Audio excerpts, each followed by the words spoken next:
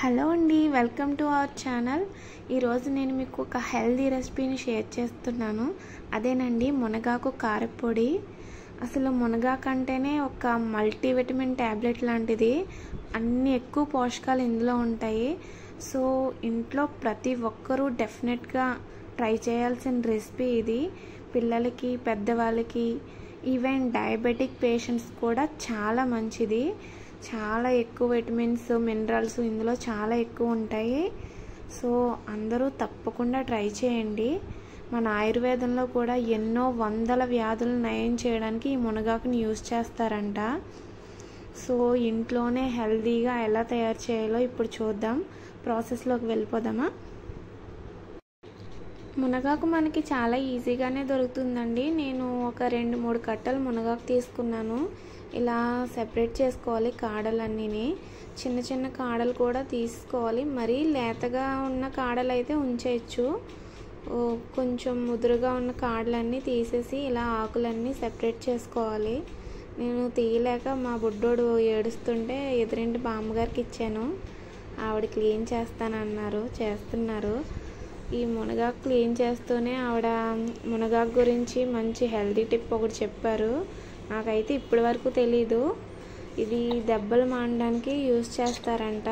ఏవైనా గాయాలైనప్పుడు, పస్ ఫార్మేషన్ అయినప్పుడు దానికి యూజ్ చేస్తే చాలా త్వరగా తగ్గుతుందంట. అది ఆవిడ రోజు కుంది దెబ్బ తిరుగుండి తొక్కేసి మునగాకు, వామునండి, వాము, ఉల్లిపాయ, మునగాకు తొక్కేసి లేకపోతే మిక్సీలో వేయటం. ఏదో నూనె మనకి ఆముదం అయితే మరీ మంచిది. లేకపోతే పప్పు నూనె, కొబ్బరి నూనె, ఏదో ఒకటి ఆయిల్లో వేసి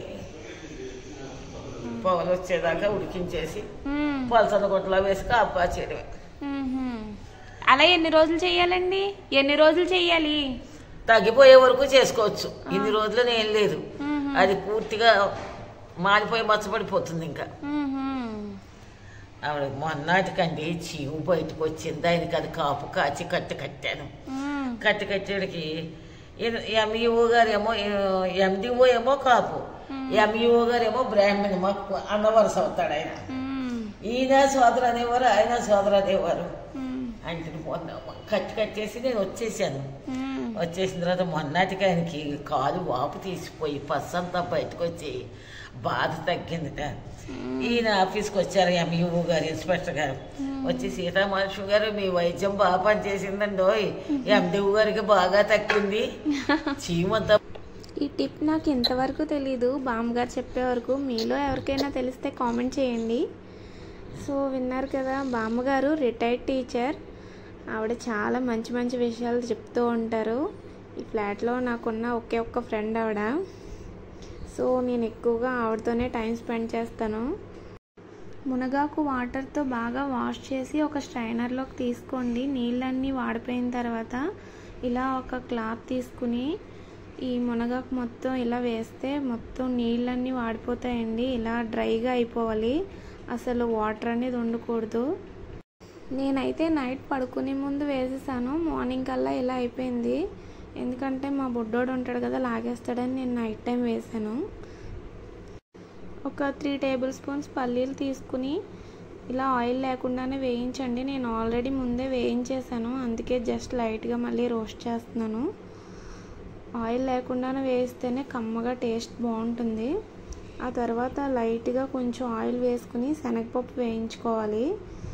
శనగపప్పు 3 టేబుల్ స్పూన్స్ తీసుకోండి. ఈ పప్పులన్నీ లో ఫ్లేమ్ మీద వేయించాలండి. అప్పుడే మనకి లోపల వరకు వేగి టేస్ట్ బాగుంటుంది. ఒక 3 టేబుల్ స్పూన్స్ మినపప్పు కూడా తీసుకోండి. అవి కూడా బాగా మంచి స్మెల్ వచ్చే వరకు వేయించాలి.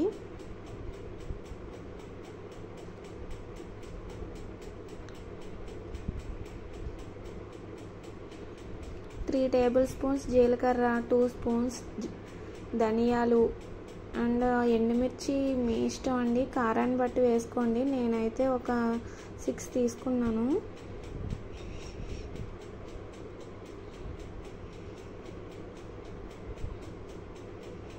అవి కూడా ఇందులో వేసి బాగా వేయించాలి. మంచి స్మెల్ వచ్చే వరకు బాగా వేయించుకోండి. హై ఫ్లేమ్, మీడియం ఫ్లేమ్ కూడా పెట్టకూడదండి. లో ఫ్లేమ్ మీద వేయించాలి ఈ పప్పులన్నీ. అప్పుడే మీకు టేస్ట్ వస్తుంది.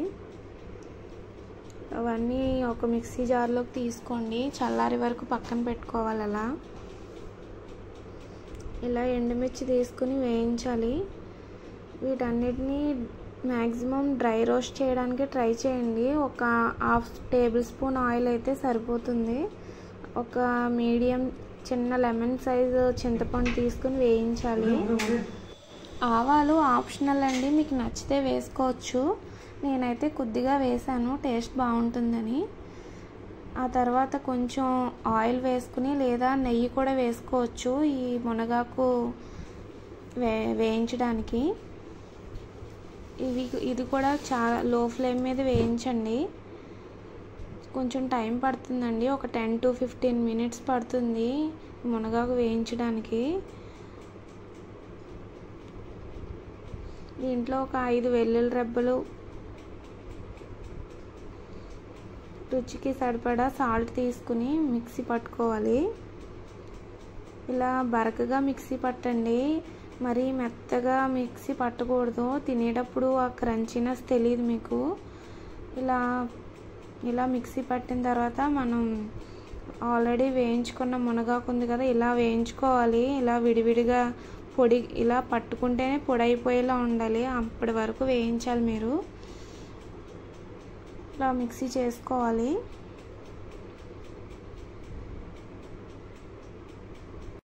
మిక్సీ పట్టేటప్పుడు కూడా కొంచెం ఆగి మిక్సీ పట్టండి, లేదంటే ముద్ద అయిపోతుంది. ఇలా పొడి పొడిగా రావాలంటే కొంచెం ఆగి మిక్సీ పట్టాలి. చూసారా ఎంత బాగా వచ్చిందో? చాలా బాగుంటుందండి. ఒక 3 months స్టోర్ చేసుకోవచ్చు మనం. వేడివేడి అన్నంలో కొంచెం నెయ్యి వేసుకుని తింటే చాలా బాగుంటుంది. డెఫినెట్గా అందరూ ట్రై చేయండి. ఈ రెసిపీ నచ్చితే ప్లీజ్ లైక్ చేయండి. Bye bye.